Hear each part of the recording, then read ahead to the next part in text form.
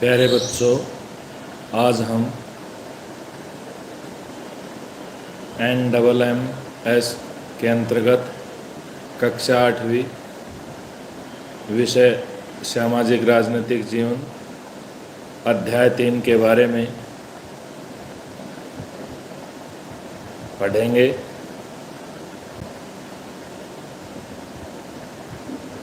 सबसे पहले देखिए अध्याय 3 में पेज नंबर 31 पर प्रश्न बनता है भारत कब आज़ाद हुआ। तो इसमें ऑप्शन हो जाएगा 1942, 1943, 1945 और 1947। तो इसका जो ऑप्शन नंबर 4 है, विकल्प नंबर 4 है, भारत 1947 में आज़ाद हुआ। 1947 में तारीख को आज़ाद हुआ। भारत 1947 में 15 अगस्त को आज़ाद हुआ। फिर इसी 31 नंबर पेज पर प्रश्न बनता है भारतीय राष्ट्रीय कांग्रेस की स्थापना कब हुई। इसमें ऑप्शन है 1881, 1882, 1885, 1886।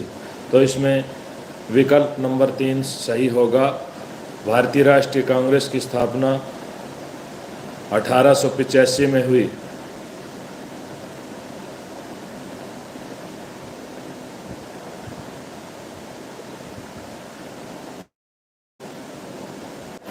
विकल्प होगा 1907, 1909, 1908।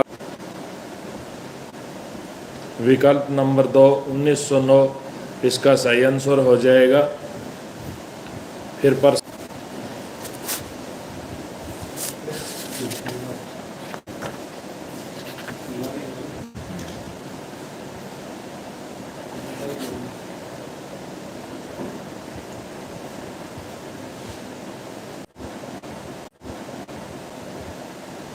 प्रश्न बनता है ईवीएम की फुल फॉर्म क्या है।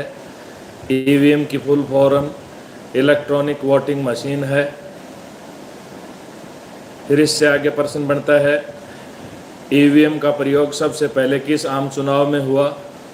ईवीएम का सबसे पहले प्रयोग 2004 का जो आम चुनाव था उस आम चुनाव में हुआ।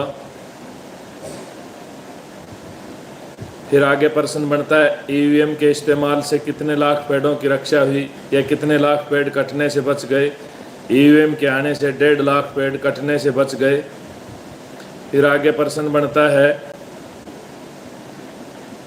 ईवीएम के प्रयोग से जो 2004 का आम चुनाव था उसमें कितने कागज़ की बचत हुई। उसमें 8000 टन कागज़ की बचत हुई।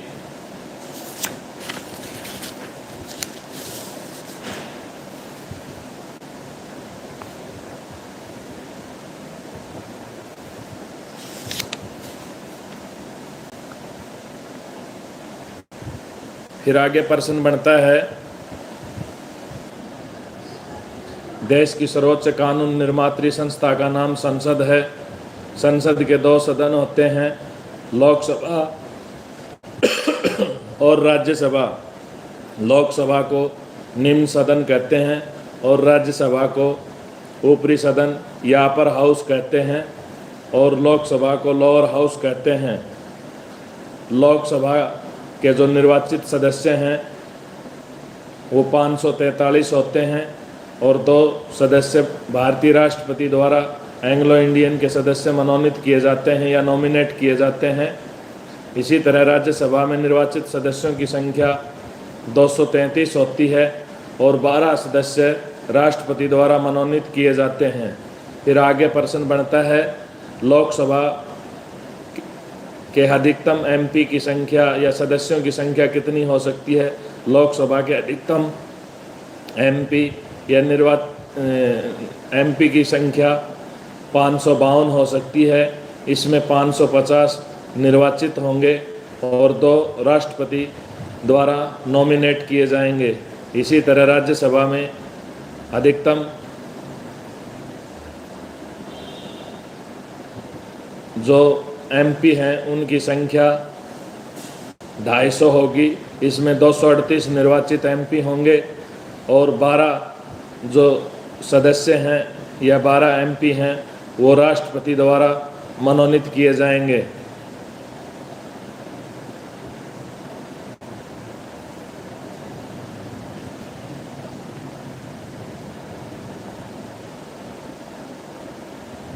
अब तक कितने आम चुनाव हो चुके हैं? 2014 का जो चुनाव था वो 16वीं लोकसभा का चुनाव था और 2019 का जो लोकसभा का चुनाव था वो 17वीं लोकसभा का आम चुनाव। अब जो 2024 में आम चुनाव होंगे वो 17वीं लोकसभा के चुनाव होंगे।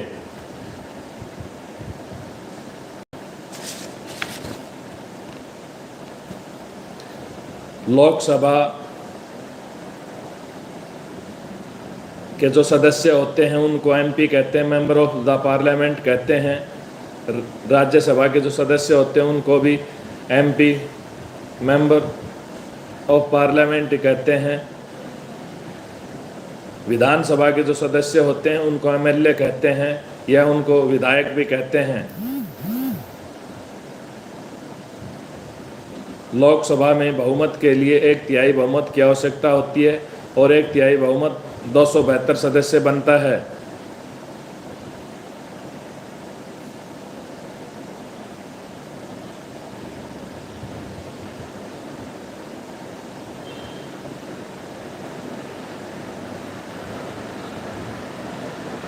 अब आगे प्रश्न बनता है, केंद्रीय सचिवालय की 2 इमारतें हैं, इनमें एक इमारत का नाम साउथ ब्लॉक है और दूसरी इमारत का नाम नॉर्थ ब्लॉक है। इन दोनों इमारतों का या केंद्रीय सचिवालय का निर्माण 1930 के दशक में किया गया। साउथ ब्लॉक है, उसमें प्रधानमंत्री कार्यालय, रक्षा मंत्रालय और विदेश मंत्रालय के दफ्तर हैं और साउथ ब्लॉक के दाईं ओर नॉर्थ ब्लॉक है जिसमें वित्त मंत्रालय और गृह मंत्रालय के ऑफिस या कार्यालय स्थित हैं। अब फिर यह प्रश्न आता है, हम किस राज्य से संबंधित हैं या हम किस राज्य में निवास करते हैं? हम हरियाणा राज्य में निवास करते हैं। हरियाणा में जो एमएलए हैं उनकी संख्या कितनी है? हरियाणा में एमएलए की संख्या 90 है। ये लोगों के द्वारा चुने जाते हैं। हमारे विधानसभा क्षेत्र का नाम क्या है? हमारे विधानसभा क्षेत्र का नाम अटेली है।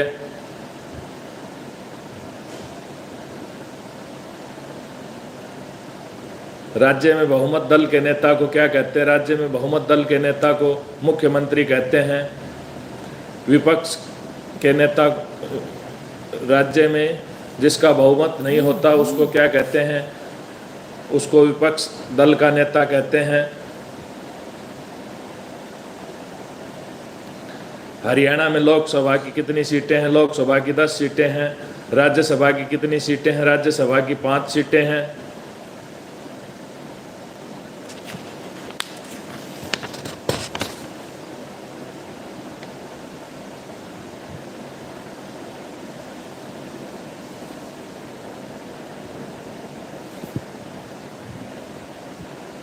एसटी की फुल फॉर्म क्या है? अनुसूचित जनजाति।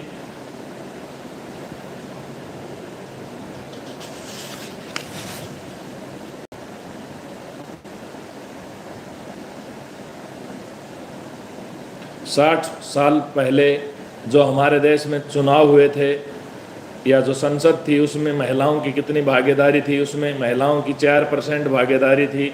अब महिलाओं की भागीदारी बढ़कर कितनी हो गई है? वर्तमान में 11% हो गई है।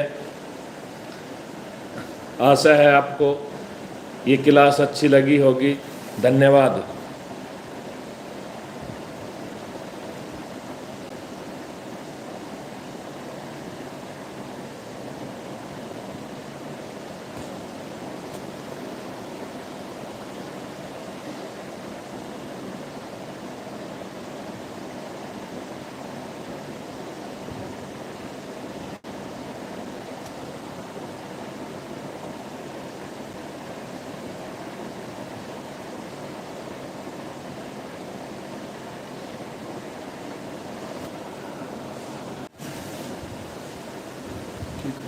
बंद बंद